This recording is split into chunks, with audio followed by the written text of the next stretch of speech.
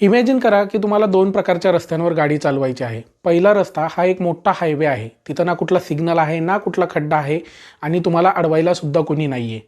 दुसरा रस्ता हा शहराच्या बरोबर मध्यभागी ट्रॅफिक आणि लोकांच्या गर्दीमुळे गजबजलेला आहे. हायवेवर गाडी पळवत असताना सुरुवातीला तुम्हाला खूप मजा येते, पण एका लिमिटनंतर हे सगळं तुम्हाला कंटाळवाणं वाटायला लागतं.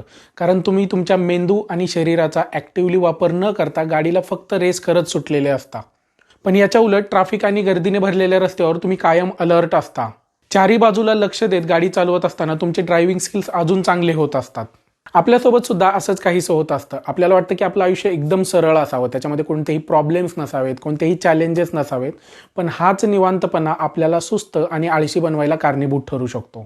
आपण विसरतो की हेच प्रॉब्लेम, हेच चॅलेंजेस आपल्या मेंदूला जागं ठेवण्याचं काम करत असतात. आपल्या मेंदूला सतत नवीन विचार करायला भाग पाडतात. आपल्याला सतत काहीतरी नवीन शिकण्याची संधी ते देत असतात.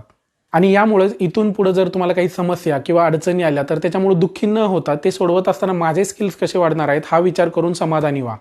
हा रील जर तुम्हाला आवडला असेल तर जास्तीत जास्त लोकांपर्यंत शेअर करायला विसरू नका. धन्यवाद.